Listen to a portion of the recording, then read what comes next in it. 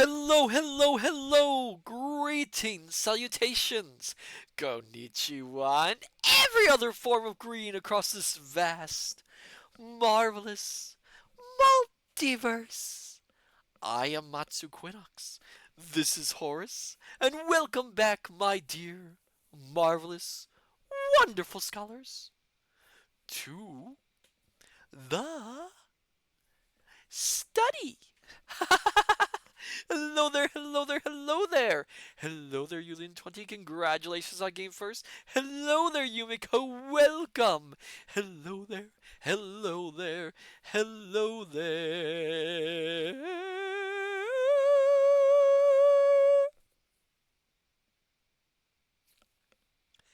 Hello there. Hello there, Private Maverick. Welcome. Julian20. Ouch. I went a little high there. I know. And look, I managed to do my introduction without coughing once. New record for me, I think. Oh my goodness gracious. Oh, let me just reach over here. Sorry. Oh my goodness. Cosmic allergies are really hitting me hard lately. Oh goodness gracious. So, hello there, my dear scholars. How are you doing? Are you all well? Is everything going well for all of you? How is everything?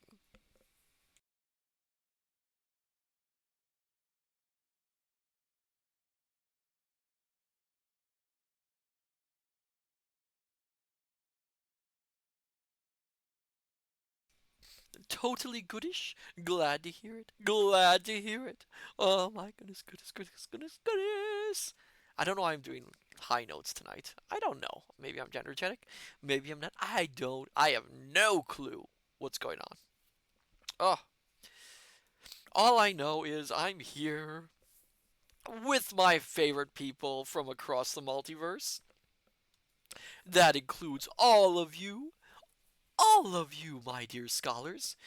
Even if you're not commenting, if you're simply watching, I appreciate you being here. Thank you so much. You're all wonderful. Ah, did you like me getting closer like that? Wonder how close. How close can I get? I can get very close here. Can you hear me? Can you hear me? I'm whispering to you all. I'm so close. I'm right next to you. Whisper, whisper, whisper. Oh, I don't know why I'm so energetic. I really don't know. I'm just in that kind of mood. But yes, I'm glad to hear you're doing well, Julian20. I hope everyone else is doing well. Or at least doing okay. And if you're not, always remember that here at the study we are here for you to help you make feel a little bit better and to be a safe space for all you individuals who just, feel at unease or feel down or feel uncertain about things. We're here for you. You are safe here. Hello there, Firefly. Welcome. Evening to you as well. How are you doing? I'm trying to get a lot of water in me right now. Gonna beat Yumiko's hydrate to the punch before they can hit the button. Oh my goodness gracious. Oh, but yes. What was I? Oh yeah. Oh, myself. Well, Horace and I. Other than dealing with these allergies, these are driving me nuts. It's been for the last week or so.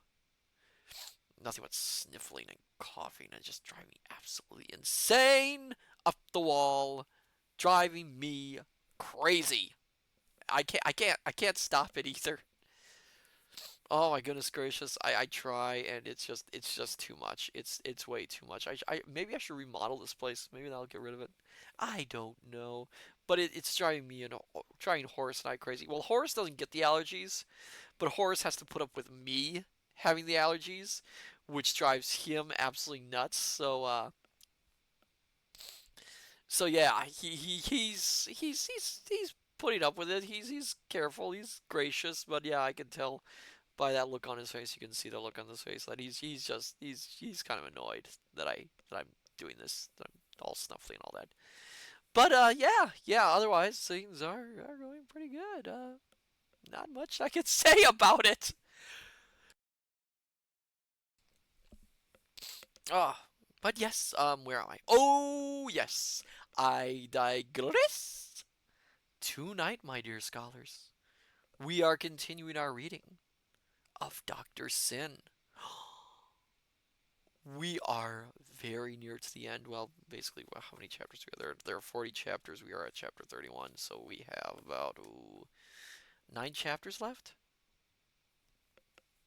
Last time, Jerry Jerk joined the gang of smugglers. Um, the smugglers captured the captain and his crew and managed to get away with their ill-gotten gains.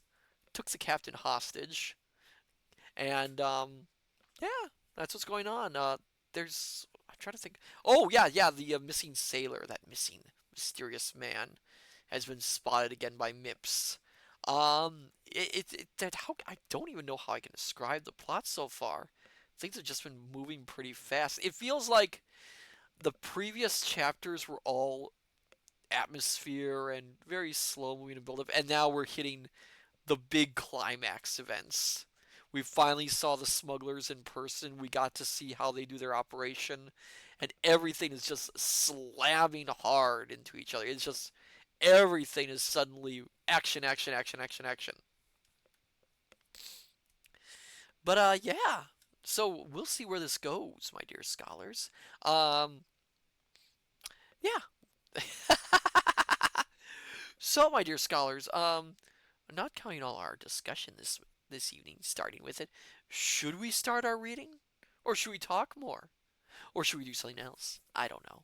What do you think, my dear scholars? What say you?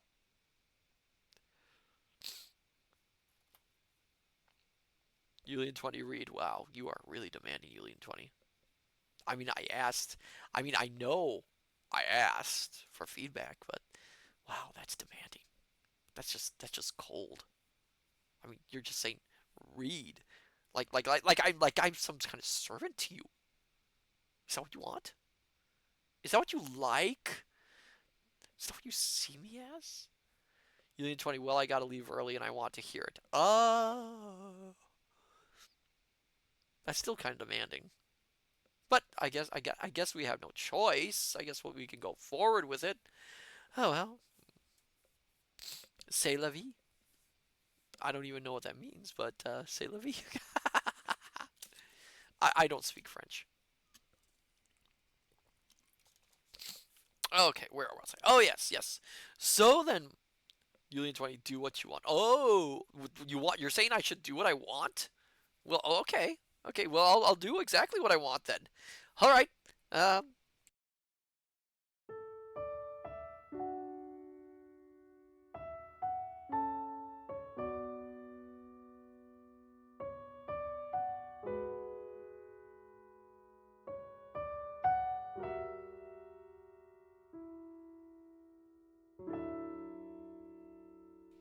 okay, I've been told that I am obligated to do this, so Yuli 20, you're off the hook for this. Okay, okay, okay. All right. All right, my dear wonderful scholars. Sit back, relax, have a hot or cold beverage of your liking. Dim the lights if you wish, and let us continue our reading of Dr. Sin by Russell Thorndike.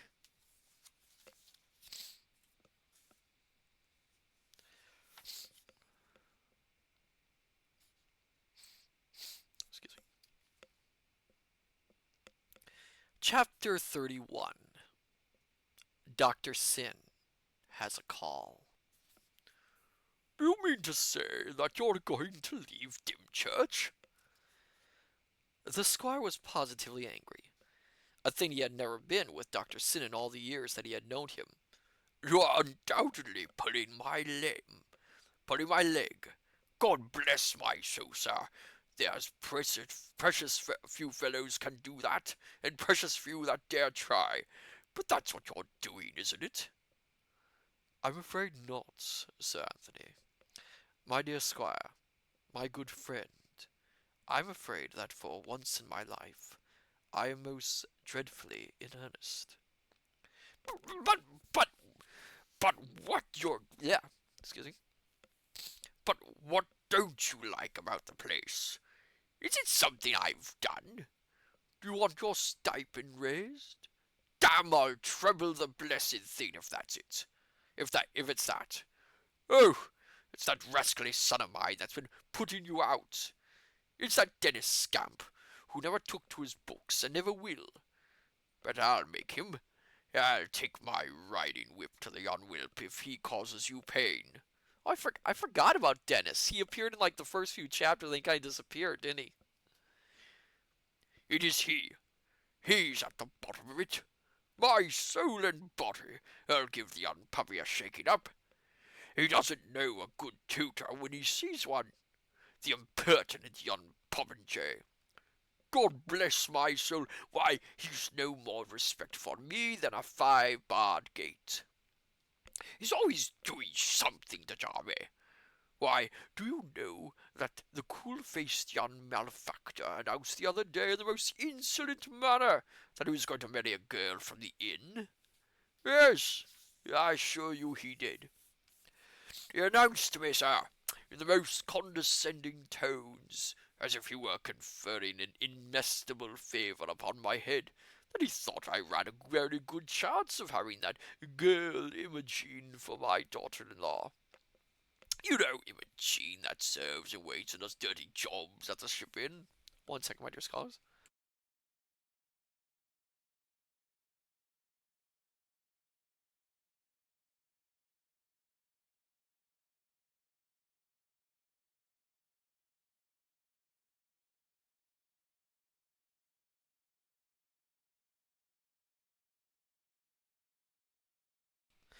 Sorry, I had to get the voice right.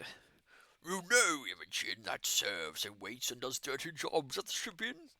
And when I expostulated in fatherly tones, why bless me if the young spitfire didn't fly into a passion, crying out that it was high time one of the Cobtrees introduced some good looks into the family. He said that to me, mind you, his natural father, that brought him into the world. I told him that, use those very words, and what does he do but begin to bow and scrape and praise and thank me for bringing him into the world at the same period as that black-haired tavern wench, just as if his mother and I had timed the thing to a nice city. Why, when I come to think of it, she's the daughter of a common pirate, that rascally, scoundrelly Clegg, who was hanged at Rye, isn't she now? And she's to be my daughter-in-law. Now, Dr. Syn, in the name of Romney Marsh, what the devil, I say, what the devil would you do if you had a son like that to deal with? The squire had to stop for breath. Oh my goodness, I had to stop for breath too. And Dr. Syn, who had been vainly trying to get a word in edgewise, replied, Well, sir, I should candidly confess that my son was a lucky dog if he succeeded in getting her, which I should very much doubt. In fact, were I in your place, I should go so far as to bet my wig that he would never win the girl. I'm fond of Dennis, devoted to him in truth, but I'm afraid he'll have a great difficulty in marrying Imogene. I should bet my eye he will, sir. I need not to tell me that. Difficulty in marrying her. Aye, that he will. My son will marry position, sir. Money, sir. And if beauty comes a lot of it, where then beauty, sir. And all the better for my son, sir. Provided, of course, that the lady is willing, put in the vicar. Willing? What minx wouldn't be only too willing to marry my son? Old Cobtree's son, and not so old either, sir, eh? And as for a tavern wench, the daughter of a dirty pirate, hanged in Rye, why, pooh-pooh, my dear doctor, laughable. Well, I think difficulty in this. I think different. Yeah. Well, I think differently in this case, Squire, said the doctor. I should call Dennis a lucky dog. I might even stretch a point, and at the risk of being unfrocked, say a damned lucky dog, if he succeeded in marrying that girl Imogene. What? Cried the squire. Of course, said the doctor. You mustn't go entirely by what I say, because I hold myself very seriously gifted in the judging of attractive women. And so do I, sir. I know she's attractive, a damn fine, upstanding young woman, and if she were a poor gentlewoman, I might stretch a point and accept her. Beauty comes last on my list. Oh, thank you for the hydrate, you may call. I gotta get my other water bottle. Matsu has a lot of water.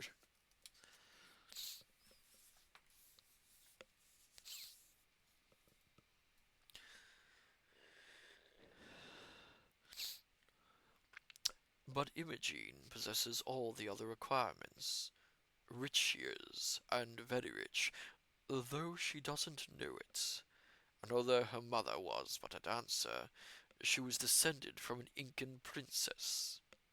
As you say, pooh-pooh to me, sir. Why, I'll say pooh back, sir. Pooh to your Kentish ladies of quality. For when Imogen comes into her own, why, damn, she could chuck their fortunes on to every horse in the village steeplechase. Is she wealthy? That girl at the Ship Inn? Well, perhaps I am wrong in saying that the match is so very uneven. Perhaps I am. Yes, went on the vicar. There is just the possibility that it might be brought to a successful issue, though, if you'll excuse my saying so. You are tactless at times, squire. What do you mean? Cried the squire hotly. I am none too sure that I should care for my son to marry an inn girl, though she was the daughter of Croesus himself.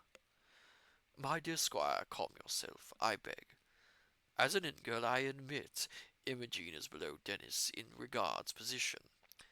But as an Incan princess, why, my dear friend, she is far superior to the Coventries of the court house as the reigning house of England.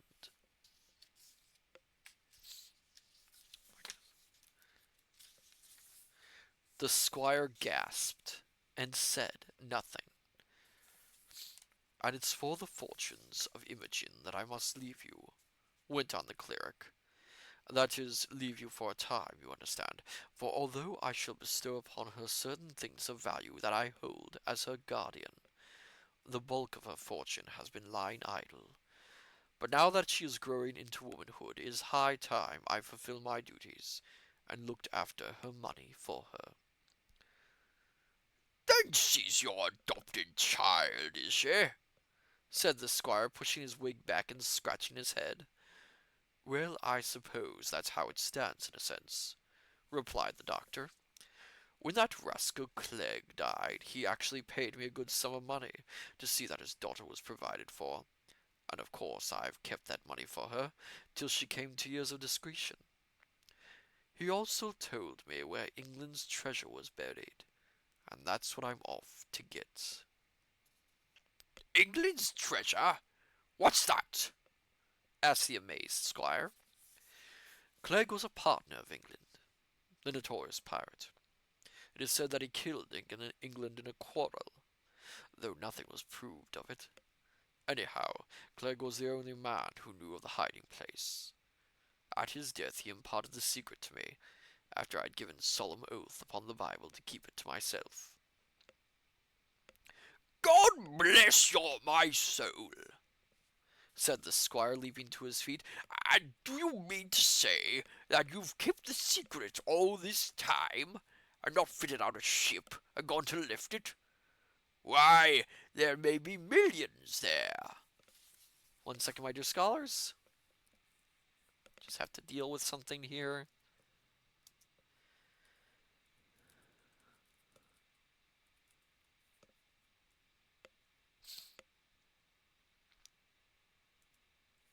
There we are.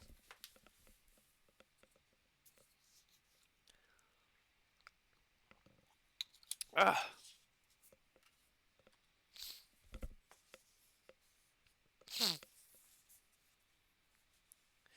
There are, said Dr. Sin.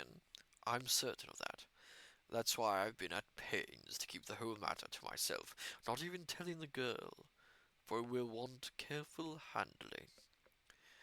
Once let anyone know that I am off to lift Clegg's treasure chests, and every dog in Christendom will be nosing on my tail.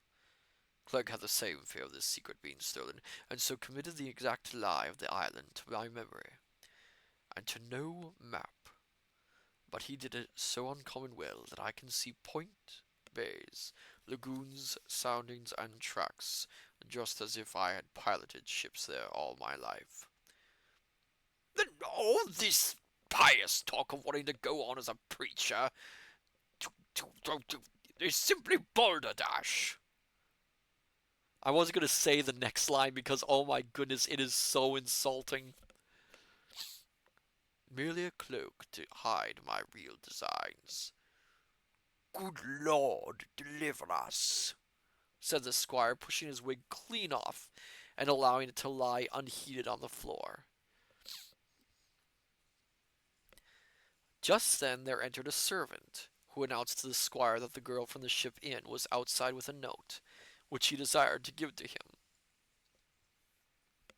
Ask her to be so kind as to step in, said the squire with a touch of deference and awakened interest. Imogen came into the room. Perfectly at ease she stood there, until with almost regal grace she accepted the chair that the squire brought forward. Yes, he thought, the vicar was right.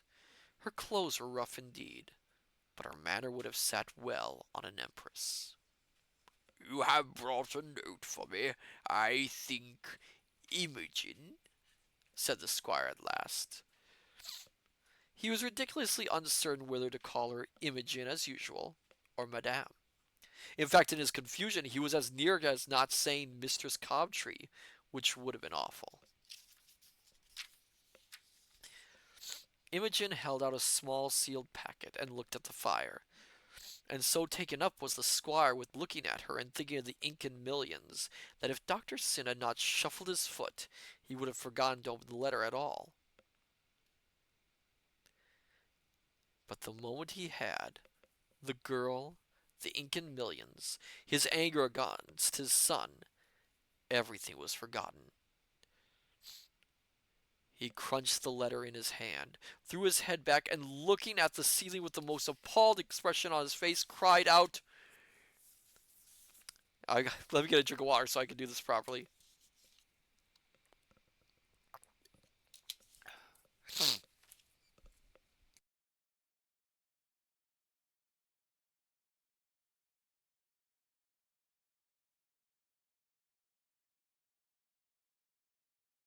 If there's a God in heaven, come down quick and wring this captain's neck. What is it? Cried the vicar. Read it out, yelled the squire, flinging the crumpled paper ball upon the table. If you love me, read it out, and tell me what to do. Dr. Syn recovered the note, which had bounced from the table to the floor, and when he had unravelled it and smoothed it straight and flat, he read, Ship in. To Sir Anthony Cobtree of the Courthouse, Leveller of the Marsh Scots. Sir, I beg to inform you, on behalf of the British Admiralty, that the person of Mr. Rash Dymchurch Schoolmaster has disappeared. I feel convinced that there is somebody in power who is organizing Romney Marsh for his own ends. Somebody is running wool to France, and from the clever organization of these runs, I know that some powerful brain is directing affairs. Your attitude of utter indifference forces me to suspect you. As leveler of the Marsh Scots, you are in a safe place to control such a scheme, and so I have taken a strong measure in attaching the person of your son, Mr. Dennis Cobtree. If the body of that unfortunate schoolmaster, dead or alive, is not produced before me within the next 24 hours, I shall take steps to force your hands. Signed, Captain Howard Collier, Coast Agent and Commissioner. P.S. There is a press gang at work in Rye who will ship your son to sea in 24 hours.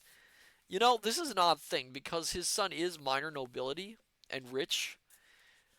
So, trying to press gain the son would be a very bad move for the captain. But then again, we know from earlier that the captain does not have the best, shall we say, reputation among the Admiralty.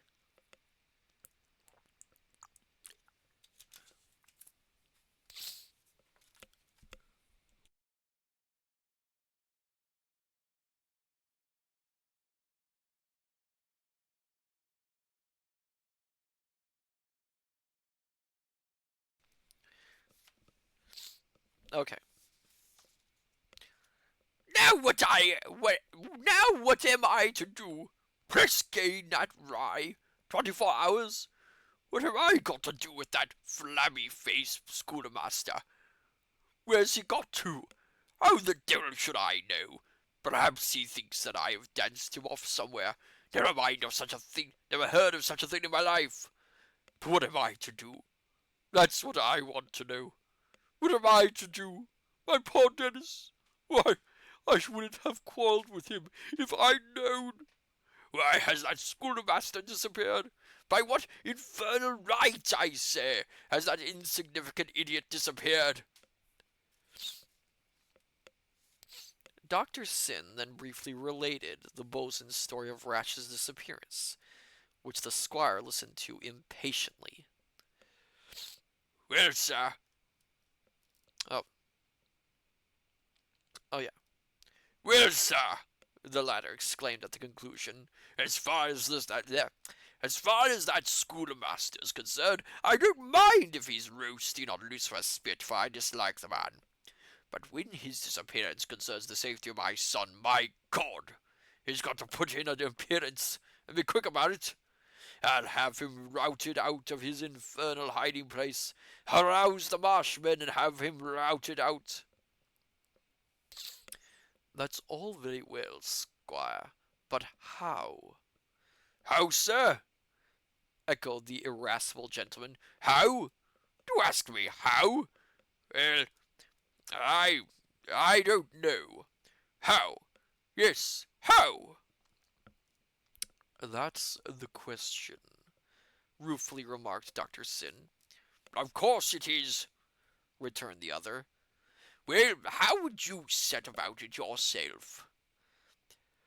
I'd beat the march up from border to border. So will I. So I will, sir. So I will. And I should get that man and hang him, for he's a sorcerer, a witch man. And I believe that as long as we have such a Jonah's curse among us, that nothing will come right. Wow, that's a dark thing for a preacher, say. I'll do that at once, but we've only 24 hours. Imogene stood up and looked at the squire, and in a steady voice, as if she were pronouncing a judgment, she said, It is enough for me. I will undertake to find your son for you, and the schoolmaster too. Without waiting for a reply, she swiftly passed out of the room. But what can we do? Stammered the squire. I should find that man and hang him. But I don't care a fig about finding him. You must, persisted the cleric, for he is the cause of the trouble. Find that missing man, and leave the rest to Imogen. She has spoken, and you may be sure she'll keep her word. But find that missing sailor.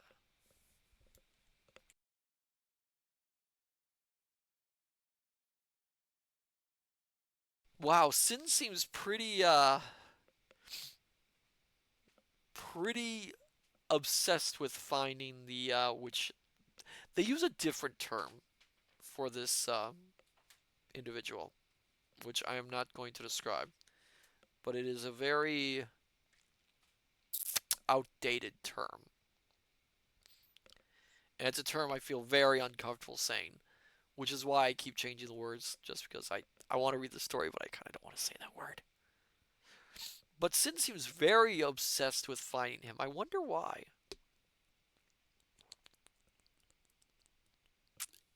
I have to drink so much water. I have no idea why.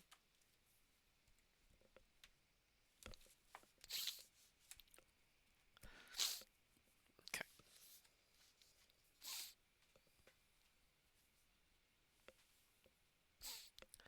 Chapter 32. A certain tree bears fruit.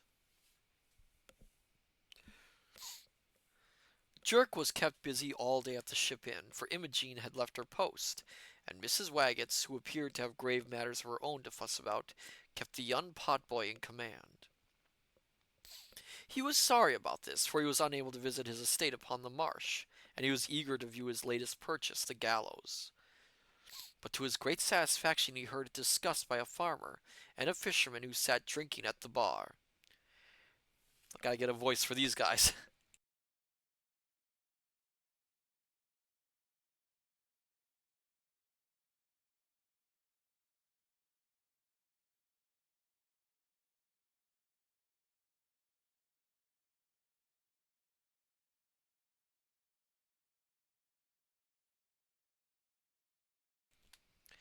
I tell you that there's a gallows erected on the marsh nigh Little Stone Point, The fisherman was saying.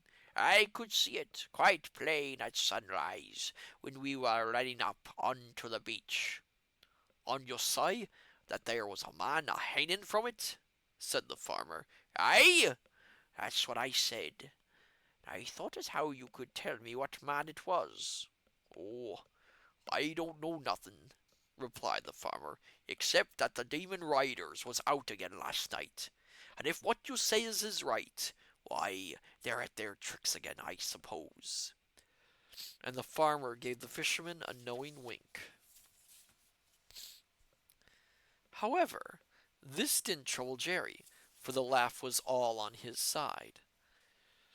Not content with an empty scaffold, he had gone out the night before whilst Dr. Sin and the captain had been chatting in the sanded parlor, and collected 2 great sacks full of dried sticks and sand, which, with the help of a few tightly knotted lengths of twine, he had converted into the semblance of a man, and this same dummy he had hanged from the rusty chain. It was a chain? Oh my goodness, that's awful. It had looked splendid swinging there with the mist wrapped around its feet. This indeed was playing hangman's games with a vengeance. Impatient as he was to see the fruits of his labor, impatient he had to remain, for he was not released till nightfall when Mrs. Waggetts entered the bar with Sexton Mipps. Freed at last from duty, he stepped outside, pulling his hat over his eyes and tucking up his collar, for the wind was blowing up for a cold night. He was leaving the yard with a brisk step when he noticed a cloaked figure coming to meet him. It was Imogene. "Jerry," she whispered, "who put up that gallows on your plot of land?" "It's my gallows," answered Jerry proudly. "I paid for it, and Mr. Mipps, it was what helped me set it up." "It's a real one, Jerry," the girl replied. "Yes, that it is, and ain't it fine?" "But there's a real man, hanging there." At this, Jerk slapped his knee with enthusiasm and cried aloud. "Now by all the barrels of rum!" There was a great expression of his. He had heard a seaman use it, and had adopted it. If I ain't fit to take an Yeah, excuse me. if I ain't fit to take an old Harry hisself, for that ain't course what you seen a dangling from our gallows ain't a course at all, but sticks, sand, and socks what I invented to look like one." "Are you sure, Jerry?" said the girl. "I'm a going out there myself now, so come along and see for yourself." I've been there once this evening, Jerry. Well, come along with me, and you shall give the old scarecrow what a swing on my gallows a good sharp tweak in the ribs. So off they set through the churchyard, and out over the marsh. Jerry, Whispered the girl presently. there's something queer going to happen soon. Perhaps tonight. Perhaps tomorrow night. And it's something uncommon queer, too. Now, what makes you think that? Said Jerry, looking up at her. I believe, Jerry, that there are certain tides that run from the channel round Dungeness that wash up the dead seamen from the deep waters. And all the time that they lie near shore waiting for the ebb to take 'em back to their old wrecked ships in the deep, their spirits come ashore and roam about us. I feel that way tonight. I can smell death in the air. Well, that's a funny notion, Remarked the boy, turning it over in his mind. but I dare say you are right. After all, the sea, what does look so tidy on the top, must have lots of ugly secrets underneath. And I don't see why it shouldn't want to wash 'em ashore once in a while. I've often wondered myself about the dead, what moves about inside the sea, and I think sometimes when the high tide runs into the great slush and fills the near dikes, that perhaps it buries things that's sick over the mud. Perhaps it's doing it now, and that's what's giving you them notions. Perhaps it is, Jerry. Now the mist was so thick that they did not get a far view of Jerk's gallows. Indeed, they had crossed the one planked bridge over the dike and half climbed Gallows Tree Hill before they viewed it at all. But as soon as they did, Jerry sprang forward, crying, Who's been messing about with my bag of sticks?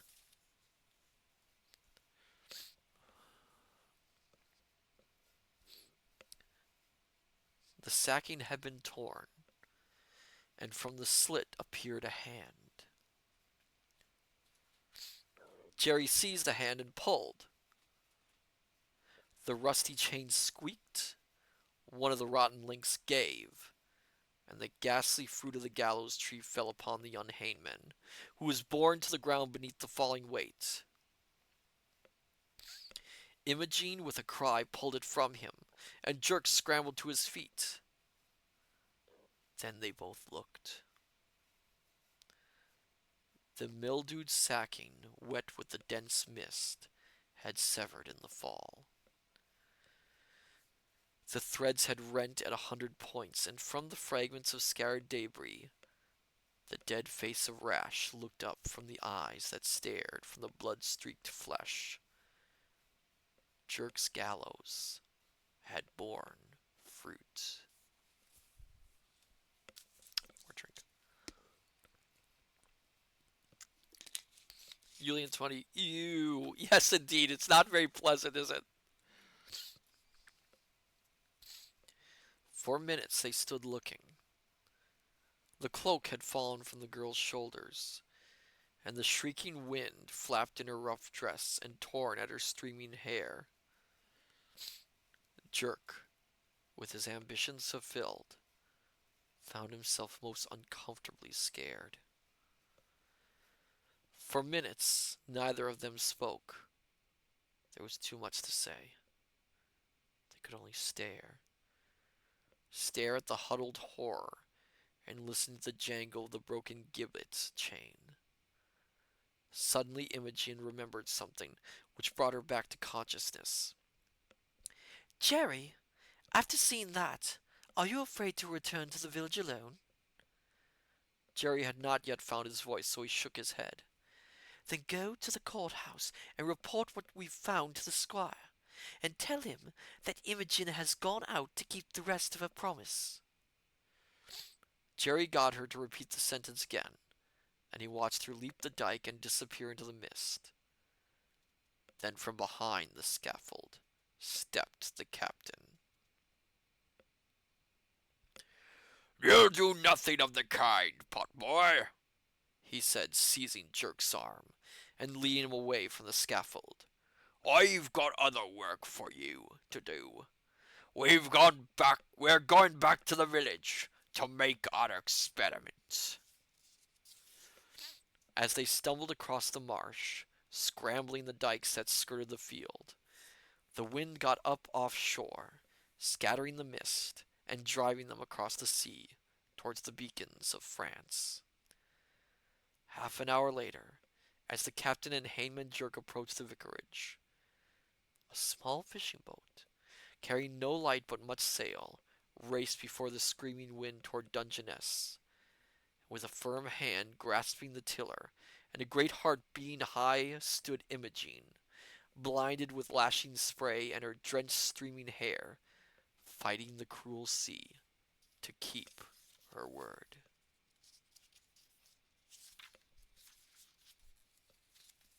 Oh my goodness. So, Jerry finally got his wish fulfilled. I don't think he's too happy about it, though. He at least doesn't seem too pleased by what he saw. I mean, in a way, it's sort of a whole monkey paw thing. You know, he got exactly what he wanted, only to be confronted by the actual horror of it, if you think about it.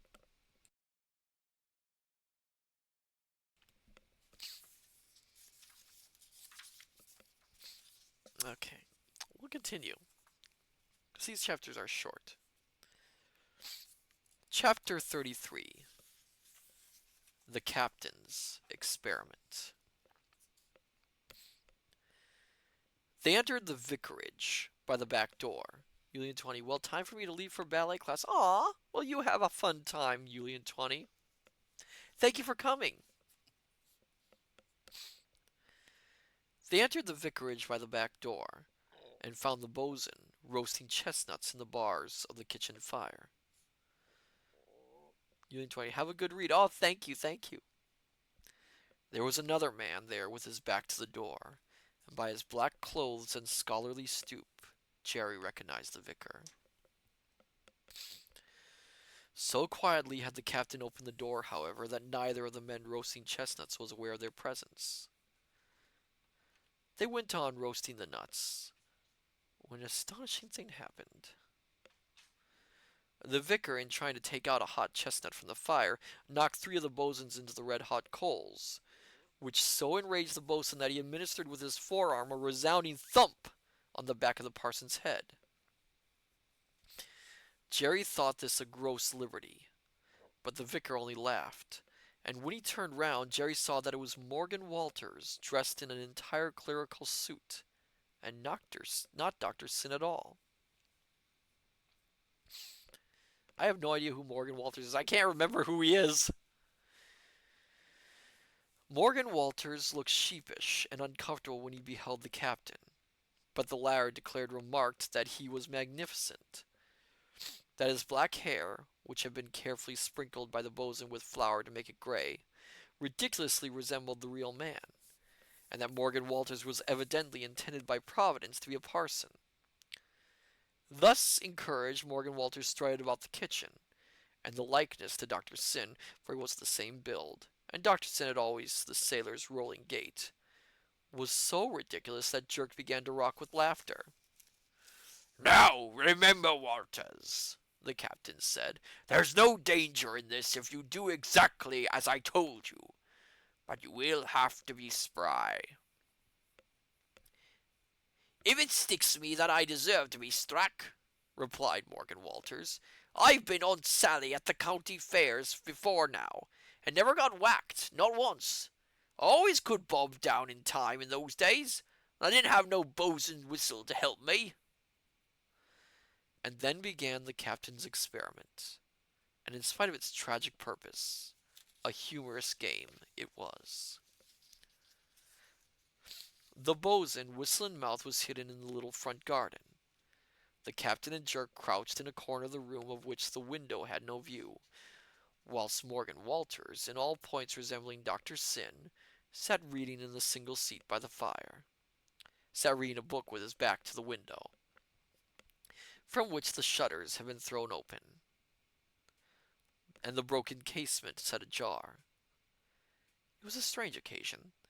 The captain crouching down in the corner holding on to young Jerk with a warning hand, and the knowledge of the boatswain's hidden in the garden, and the firelight aided by one candle upon the table, throwing the two wavering shadows of the pseudo-parson upon the whitewashed wall. Jerk could hardly persuade himself that it was not the doctor, and he could hardly forbear letting out a laugh as the crafty seaman kept turning the pages of the theological book. But he had ample time to control himself before anything happened. For a whole hour he had to wait, an hour which seemed a lifetime. Then the occurrence was swift and terrible. A shrill whistle sounded from the garden. Down went Morgan Walter's head, and with a thud, which broke the surrounding wall plaster into 1,000 powdery cracks, a great harpoon trembled in the wall, exactly 1 foot above the settee. "Gone!" shouted the boatswain from the garden, and he immediately tumbled up through the window, closing the shutters behind him. "Well, sir," said Morgan Walters, "it wasn't the ducking I minded when it came to it, but the waiting wasn't pleasant." "You did well, my man," said the captain. "And now, pup boy, after that little experiment, I'll know how to proceed, how to prescribe like an apothecary. So as it's Sunday tomorrow, which ain't far off now, we'll get back to the ship inn, boatswain, and you can light us there, whilst Morgan Walters can change his clothes and get back and to sleep." And so they left him there, the boatswain with a lantern stepping before the captain, and Jerk with a lantern to the door of the ship. Just as they reached the door, a horseman galloped up from the Hythe road, and saluting, asked if any could direct him to Captain Collier. As soon as the captain had made himself known, Jerk saw the rider hand the captain a blue paper, which the latter put carefully into his pocket. Then he led the rider and the boatswain into the sanded parlor, and gave them beer, after which he went home to bed and slept sound. But back in the vicarage, just as Morgan Walters was about to divest himself of his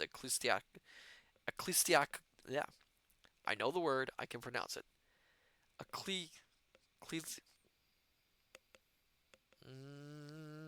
can't pronounce things. Ecclesiastical robes. Close enough. Mr. Mipps entered with a loaded blunderbuss, and requested him to turn round, hold his hands above his head, and precede him to the coffin shop at the farther end of the village.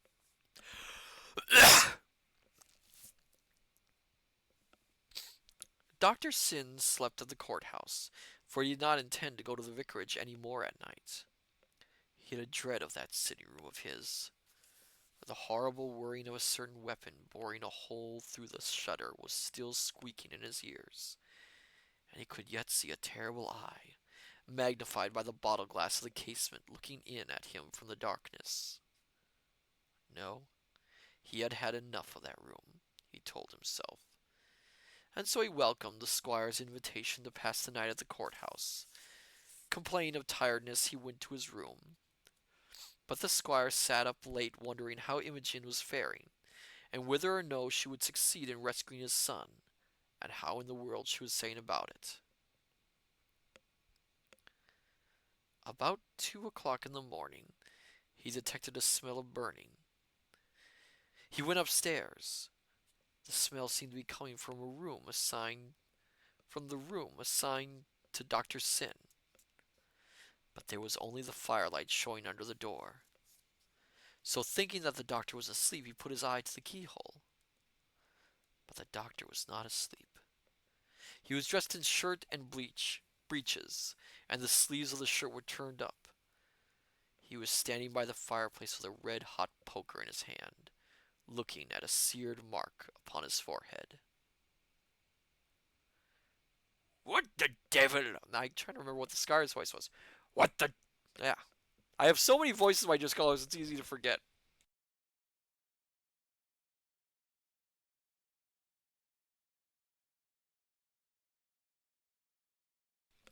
What the devil's he burning his arms for?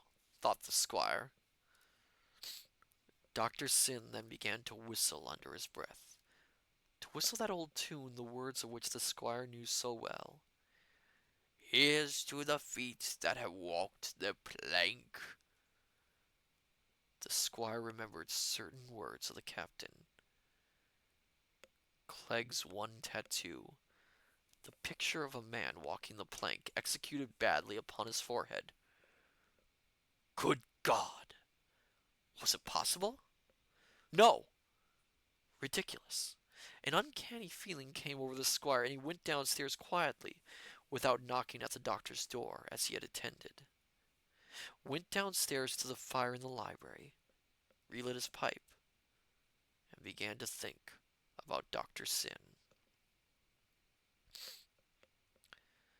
So when Sunday morning broke, two more strange things had happened.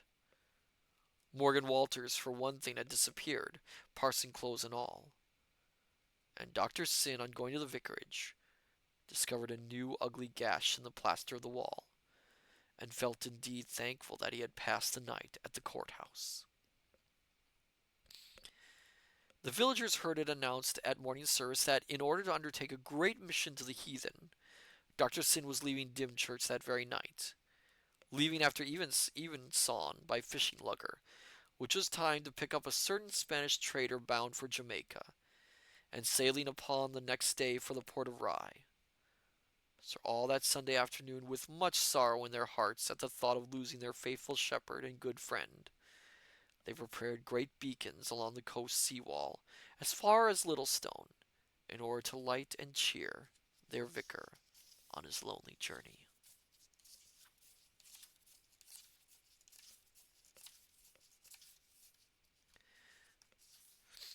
This next chapter is a very long one, so we're going to dive right into it, my dear scholars.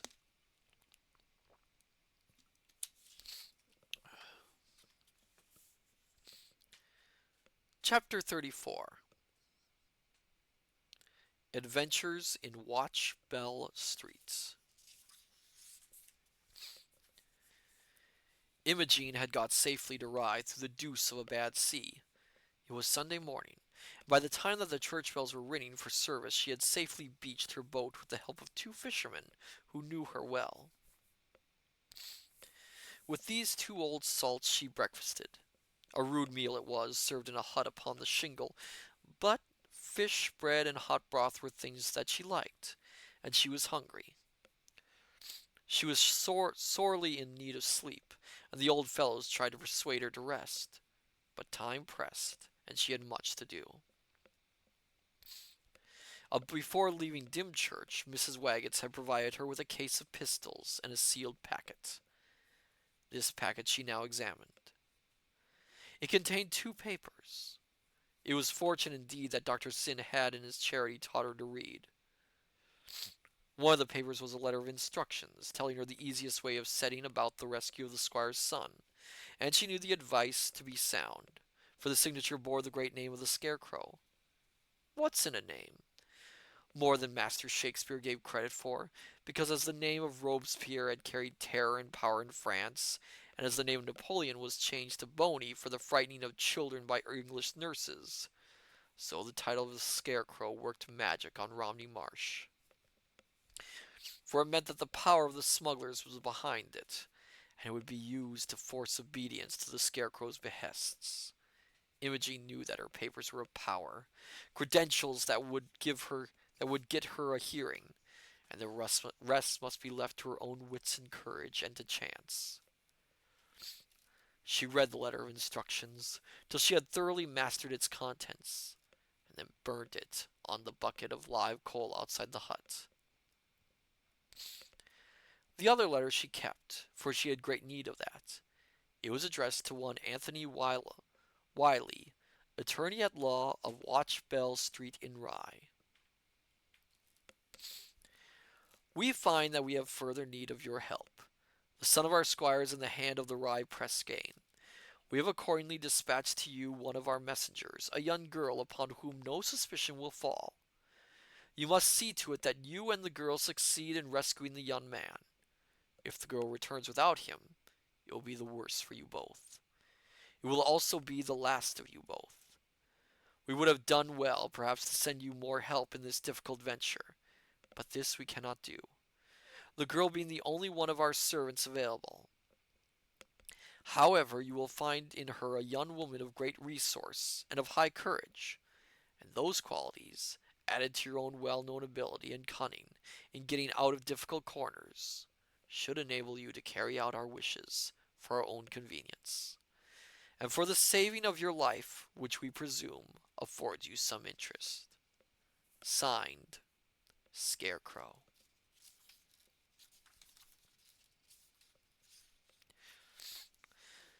With this useful letter tucked away in her breast, in company with one of Mrs. Waggetts' pistols, Imogene, after bidding farewell to the two fishermen, struck out from the beach across the mile or so of flat country that lies in front of the little town of Rye. Hello there, Zen. Welcome! We are reading Dr. Sin. We are in the middle of probably the longest chapter in the entire book.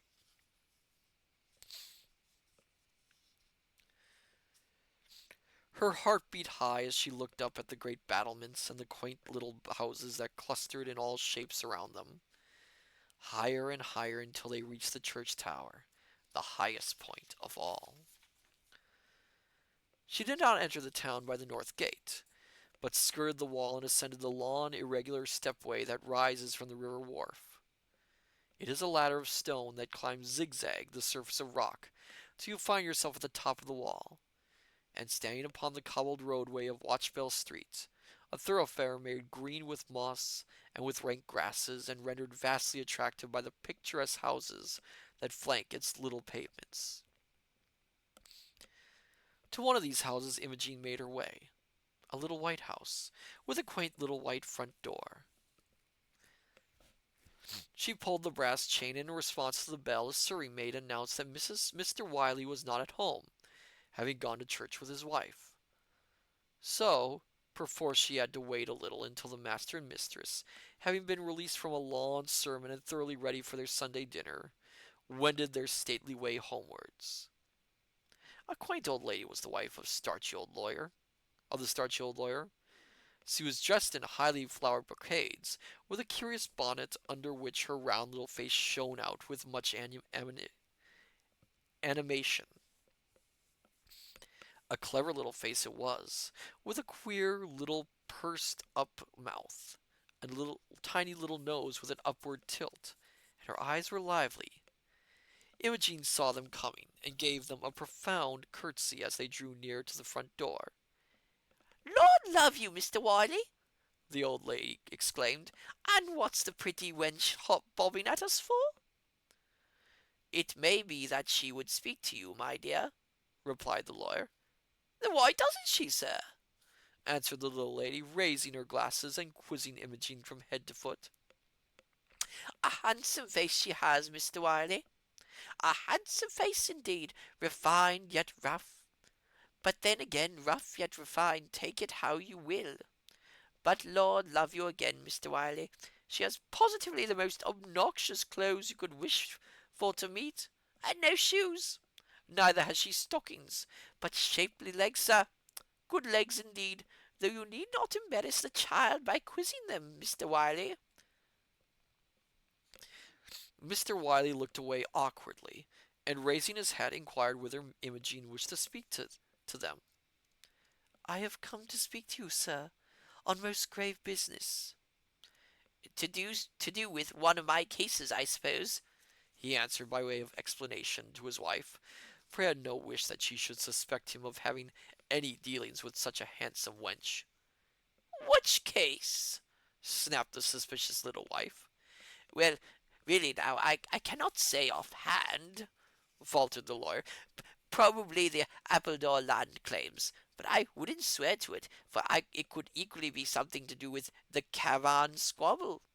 In fact, quite likely to be, Probably is, probably is. It might so very well be that, mightn't it, my love? Yes, and it might not be that, returned his wife with scorn. Why don't you ask the girl if you want to know, instead of standing there like the town idiot? Being a lawyer, I naturally suppose you have a ton in your head. I have, my dear, exclaimed the lawyer desperately. But hate it, man, ma'am, you will not let me wag it. You blasphemous horror! Screamed the lady, sweeping past him into the house, for the serving maid was holding the front door open for them. It was, by the way, a good thing for Anthony Wiley that his house was situated in a quiet corner of Watchbell Street.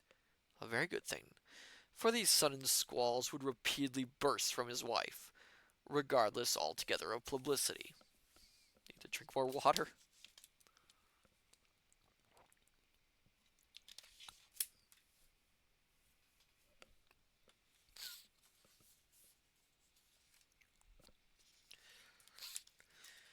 With a sigh, the attorney begged Imogene to follow him, and led the way into a little breakfast room whose lattice windows looked out upon the street. It was a paneled room, but the panels were enameled with white paint, which gave to the place a most cheerful aspect. Upon each panel hung a mahogany framed silhouette portrait of some worthy relative, and neatly over each panel which hung a brass spoon or brazen chestnut roaster, each one polished like gold, and affording a bright contrast to the black portraits below. There was in one corner of the room an embrasure filled with shelves, the shelves in their turn being filled with china. A round mahogany table, mahogany chairs, and a mantelpiece with shallow carvings made up the rest of the furniture of this altogether delightful little room.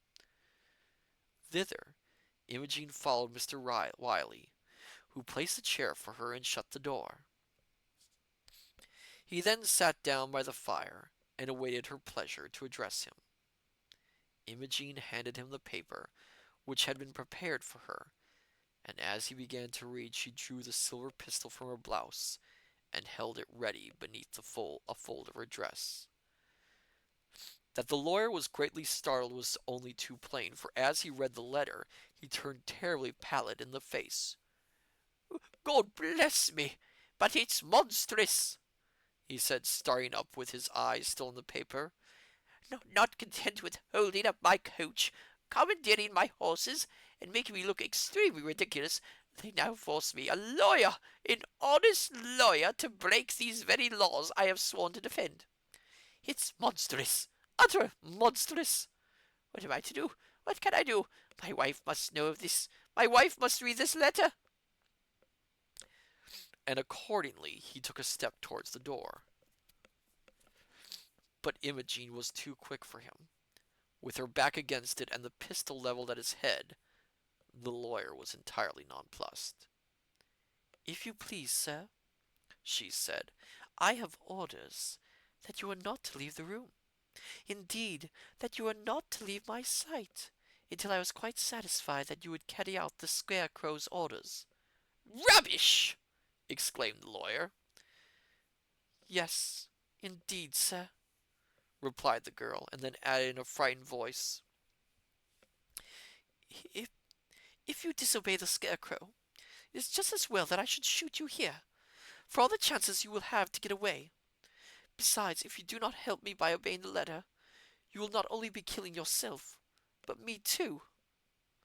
The lawyer looked blankly at Imogene, and then, retreating from the unpleasant proximity of the pistol, sank into his armchair.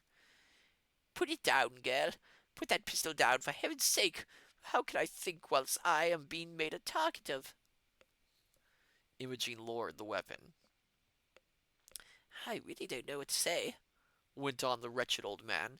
I am entirely fogged out of all vision. Muddled, entirely muddled. I wish you wouldn't let my wife come in. I do wish you would. Whatever her faults may be, she is really most excellent at thinking out difficulties of this kind. In fact, I must confess that she does all my thinking for me. Women sometimes, have most excellent brains. Quick brains they have, you know. Really, they have. Quick tongues, too. My wife has. Oh, yes, really. You know, she's got both. The tongue part of her is developed to a most astonishing degree. But give her her due. Give her her due. So she's sows her brain. Sows her brain. A most clever brain. Most clever. Very quick. Exceptionally alert. As clever as a man. Really, she is. Well, I'm not sure if that is a compliment or not. In fact, she's absolutely cleverer than most. She's cleverer than me. Oh, yes, she is. I confess it. I'm not conceited. Why, she does all my work for me. Writes all my speeches for me. Really, you know, I am utterly useless without her. She guides me. Absolutely guides me. Why, alone, I'm hopeless. How on earth do you suppose that I can get a young man out of the hands of the right press gang?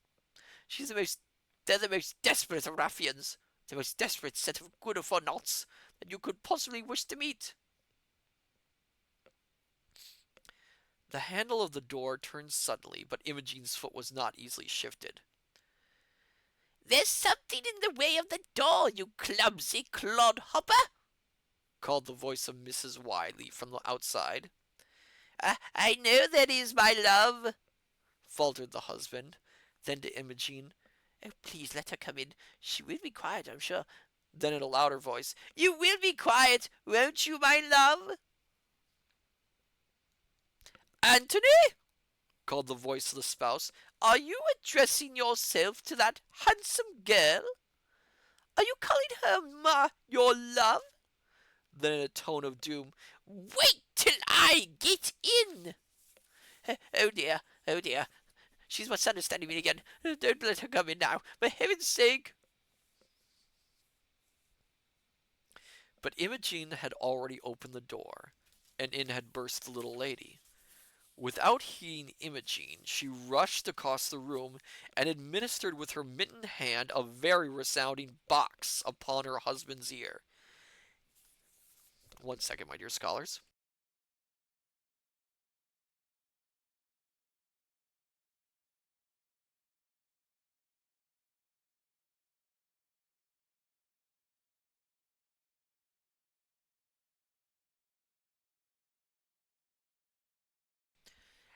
Now, perhaps you will be... I'm trying to get their voices different, but they keep merging together. Now, perhaps you will behave yourself like a respectable, married man. Like an old fogey that you are. Like everything, in fact, that you ought to be, but aren't, and never will be. Will you behave yourself now, you terrible old man? Certainly, my love, meekly replied the lawyer. But do look at this young lady. Sakes alive! She exclaimed when she did look at Imogene. For if she hasn't got a pistol in her hand, you're no fool, Anthony. She has got a pistol in her hand, my love, and I'll not only be a fool, but a dead fool if you don't find some way out of the difficulty. And what is the difficulty, pray? She asked, looking from her terrified husband to the extraordinary girl. Oh, keep that pistol down with you, my dear, for there is no immediate danger of my eating you. Just because I keep this fool of a husband of mine in his place, you mustn't think me of Varango. I am afraid it is me that you will be thinking of Varango, answered the girl. But indeed I cannot help myself. This horrid situation has been forced upon me. But the old lady cut in again with, I beseech you both to cease making melodramatic idiots of yourselves, and tell me calmly and clearly what all this to-do is about. Now, Anthony, speak up, and tell me all about it. Come along, sir, make haste, and tell me, if you have any ideas left in that silly head of yours. No doubt you'll be getting yourself into another pretty mess. Is it enough for you that you go out, sir, a-driving, and get robbed of your coach and cattle? I should have thought that had been quite enough to keep you out of mischief for a day or two. But no, here you are again, in trouble again. No doubt you have quite forgotten the little lecture I read to you upon that occasion. No, my dear, I cannot forget it, I assure you. It is still very vivid to me, I promise. Oh, yes! You've forgotten it, went on the irrepressible lady. You must have. Now tell me, what on earth have you been doing to make this handsome girl behave in such a ridiculous fashion? With one hand still rubbing his boxed ear, and with the other holding out to his wife the terrible letter, the lawyer exclaimed as coherently as possible the whole situation. He told the facts in a timid voice, for he was greatly troubled as to how his wife would take it. But his manner was the most shocking surprise, but her manner was the most shocking surprise to him, for it was so entirely different from anything he might have expected. When she heard about the press game, she clapped her little mittens together and laughing aloud urged her husband to go on with the tale, which she found the most refreshing she had heard for a month of Sundays. At the conclusion, she gave way to the most extraordinary capers of excitement, literally tripping round and round the round table, exclaiming that nothing could have been more fortunate, for "La, sir!" she cried, "this little affair is truly a godsend to me." In what way? asked the amazed lawyer. "Why, you disproportionate dullard! Who is head of the press gang, eh? Answer me that now, and you've got it." Captain Tufton, isn't it, my love? said the lawyer. "Captain Tuffet, of course it is," cried his wife. "Captain Tuffet of a truth. That insufferable coxcomb, that atrociously obnoxious scented profligate, on whom I shall now be able to pay off old scores."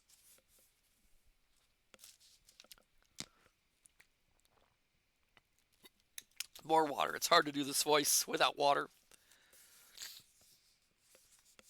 Old scores, my love, old scores. Lossa! Have you utterly forgotten how he snubbed me at Lady River's card party? And again, at his lordship's water picnic? Has that slipped your memory too? How he got that painted bosom of a Parisian actress to imitate me to my face?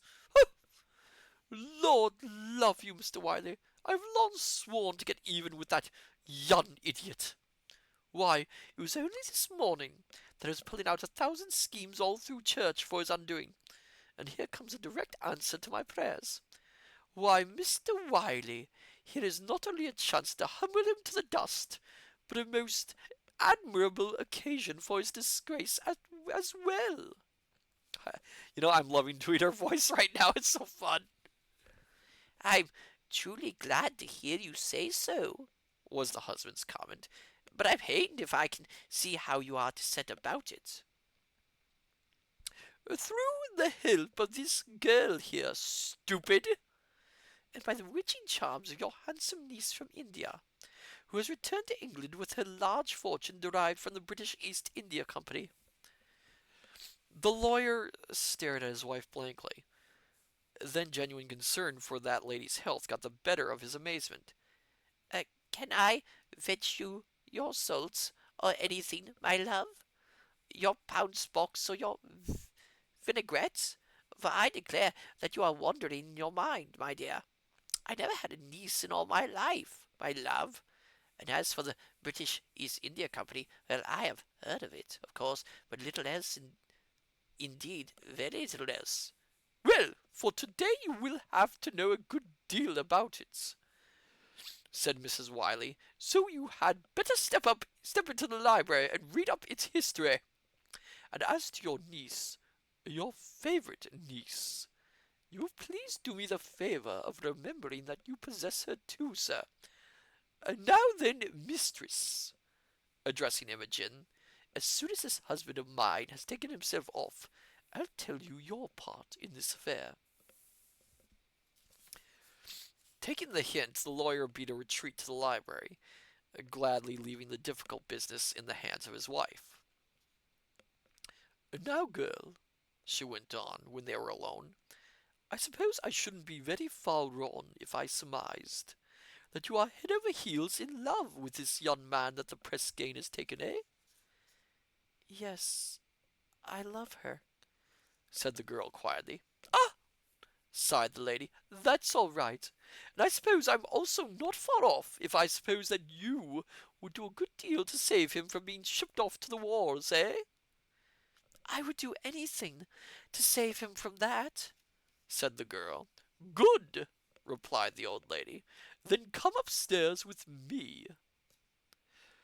Out of the room and across the little hall they went, and so up the broad white staircase to the dearest little bedroom imaginable, with a small four-posted bed with chintz frills and hangings, and a dressing table set with bright silver ornaments. Now, this room is for you, my dear. For my handsome niece from India, you understand. I must ask you to change your clothes and get into some pretty frock or other. And I must have you to know, my dear, that I have been married twice.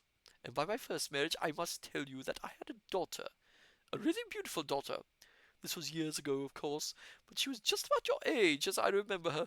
By the way, what is your age, my dear?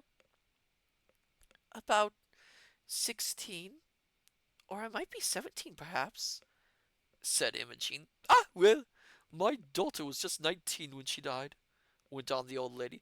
She was all I had in the world. Well, her father had died when she was quite a child. Yes, she was all that I had to love for 15 years.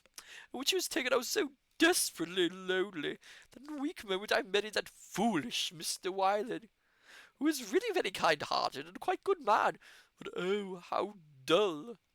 Indeed, my dear, he would never have been in the position he is now if I hadn't pushed him there. You see, he hadn't much brain. But on the whole, I am glad that I married him, because he had given me such a lot to do, helping him make other people that he isn't a born fool. I really must talk not, I really must not talk such a lot, for we have a deal to do, my dear. But I must just explain this.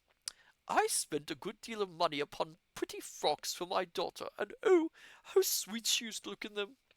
Well worth the money if it was to see her look so pretty. 1 second, I gotta get the other water, because I am running out.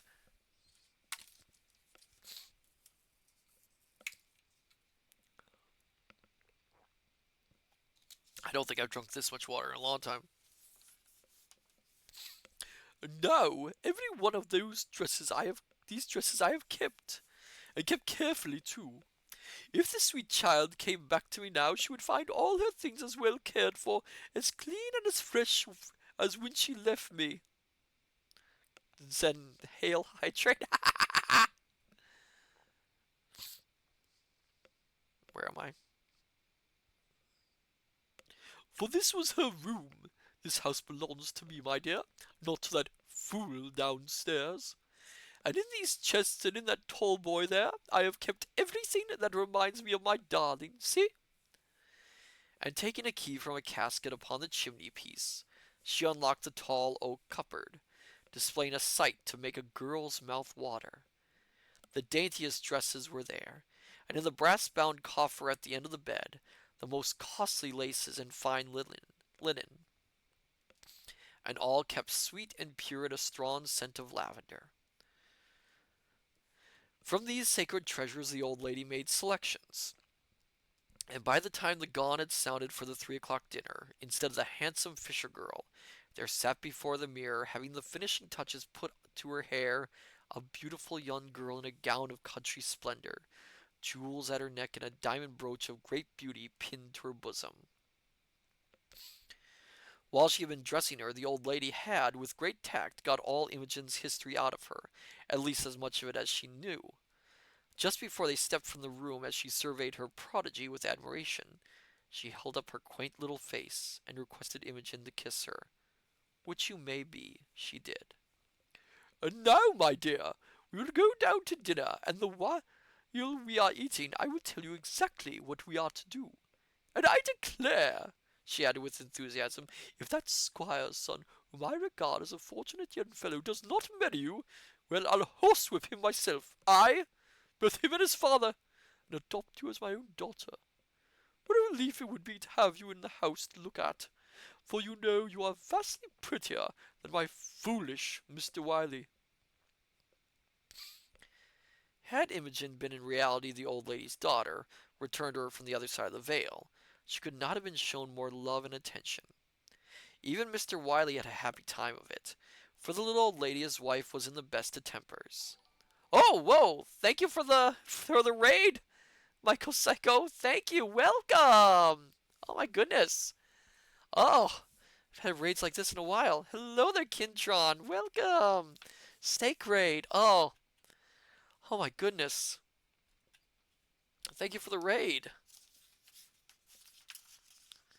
Oh, we are reading Dr. Sin tonight. Let me get you a shout out. What were you doing, Michael? What were you reading or gaming or whatever? Okay,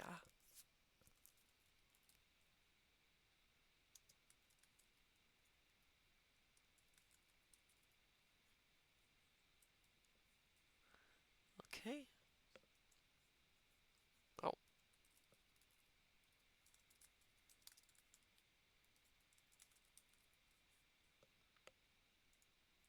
there we are. Okay, thank you for raiding. Oh, all you wonderful raiders, please relax, sit down, have a good hot. Michael, hey folks, hope you're doing well. Oh, you don't want to know what we've been reading. All right, I won't ask questions then.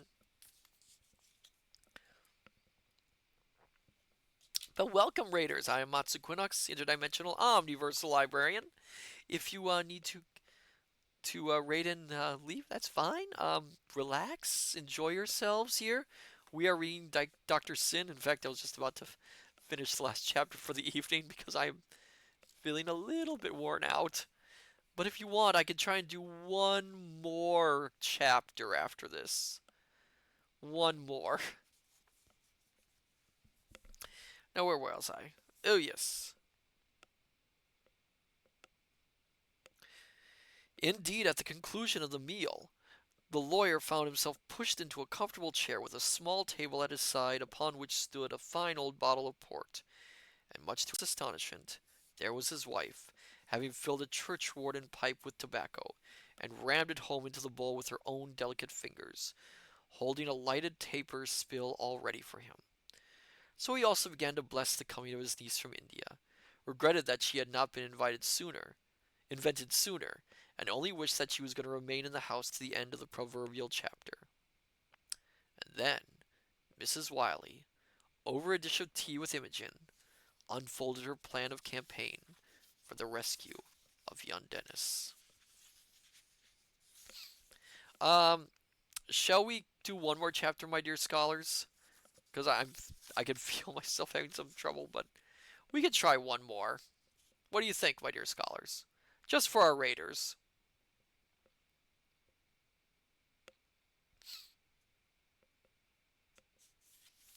Oh, okay. Well, we'll give it a shot. We'll do one more chapter for all you wonderful raiders, and then we'll stop.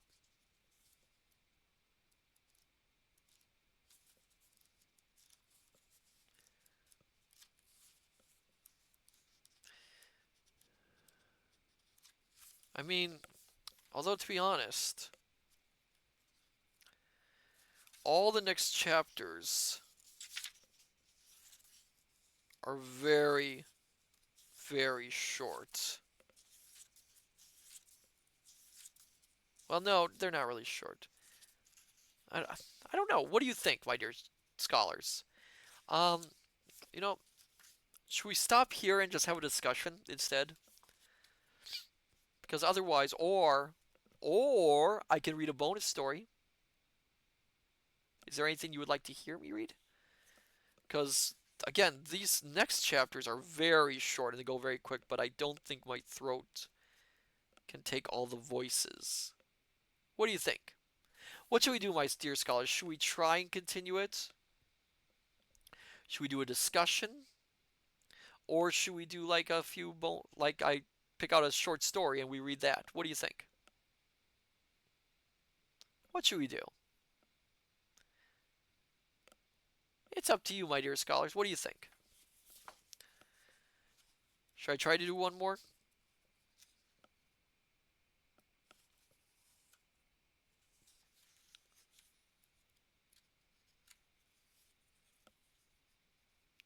Zen X Paladin. Up to you. Um, you know what? I'm gonna save these last few chapters. My throat does not feel well at all. It is really on the edge of thing, and I'm just feeling a little bit worn out. But yeah, let's stop here for now. But yeah, so far with this story, for those who came in, it's starting to heat up a lot. Those who missed it, and those who are new to this book, Dr. Sin is essentially a smuggler's story. We've been building up towards the meaning of the smugglers, and we just met them within the last two chapters in the last stream that we did. Which is really interesting because it feels like Thorndike was building up the atmosphere before he actually got to the proper plot. Um, there's a lot going on in these last little bits, although they've hinted at heavily. I mean, given the title, Dr. Sin, you can guess what's going on with that. Um, I would love to actually show one of the movie adaptations. I would love it. Unfortunately, they're all in the public domain. There's three of them. The three movie adaptations they did of this story are the first one was Dr. Sin in the 1930s, which followed the book very closely. Very closely. This was followed by a mini series by Disney, of all things, called what was it called? Oh yeah, The Scarecrow of Romney Marsh. The Scarecrow of Romney Marsh is interesting. Um, and I'll talk about it right now. That it adapts bits and pieces of material from the these last few chapters, but it doesn't quite follow the book at all. I mean, we do not have most of the cast is not in there. Jerry Jerk is not in there. They invent a young cast member who is not in the original stories, unless he's in the prequels. I forgot of the prequels. That's a funny thing with this book. This book is actually the last in the series chronologically. There are about, I think, seven books, seven Dr. Sin books, and they all lead up to this one. Oh yeah, the movies. Um, the last movie version has an interesting history about it, which is entitled. It was originally released in Britain called Captain Clegg, and then released in the U.S. as Night Creatures. And it was released as Night Creatures in the U.S. simply because it was made by Hammer Films.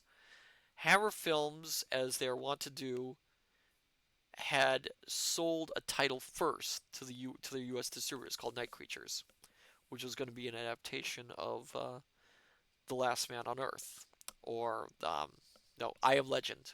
I Am Legend. It was an adaptation of I Am Legend. They actually got a script written for it, and the censors said there's no way in heck this movie is going to pass the censorship, so they had to get rid of the movie. But as a result, they had a gap for a film to be called Night Creatures, so they simply took the Captain Clegg film and retitled it Night Creatures for the US. And the funny thing with Night Creatures is it has almost all the names changed. And the reason for that is when they tried to make the film, they found out Disney had bought the rights to the Dr. Sin characters. So they actually had to change all the names, barring I think Captain Clegg. They did not change Captain Clegg's name. But because of that, it follows the book again very closely.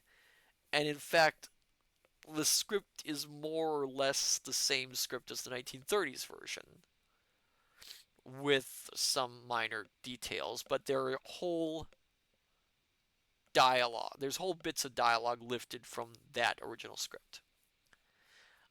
If I can find a way to show it to all of you, my dear scholars, in some way, maybe we can do a synchronization watching where I put up a timer and you watch it with me synchronized. Maybe I can do that. I would love to show you one of them. But yes, otherwise we're getting very close to the ending. The thing with this book, and I've mentioned it many times before, is Thorndike has a really weird way of formatting his writing. A lot of the chapters are very short, like about one to like about 3 to 4 pages long, and the paragraphs are broken up very into very small paragraphs. So it's just a very oddly paced book. I can see why it was popular though. But I think by next stream we should be able to finish it. And after we finish it, maybe I will figure out a way for us. Maybe we'll watch the movie, one of the movies, with a synchronization stream. Um, I don't know. I'll figure out something for you. So next week, I'm going to close out the stream for now. My dear, thank you, Raiders, for coming. I'm sorry you raided at the end of this. I'm sorry I couldn't read more, but yeah, my system is not is pushed to its limit. Um, Next week, if everything goes according to plan, Tuesday we will be doing more of the Last Campfire, and Thursday we will finish Doctor Sin. Let me see who we can raid tonight ourselves, because as you can probably hear, my voice is starting to give way completely. Um, you know what? We haven't raided Drazov in a long time. Let's raid Drazov, Zov the Wicked.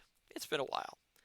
So then, my dear scholars, I say unto you, good evening, good morning, good afternoon, till we meet each other again at the study. Take care, and I shall see you next time. Till then, farewell and bye bye.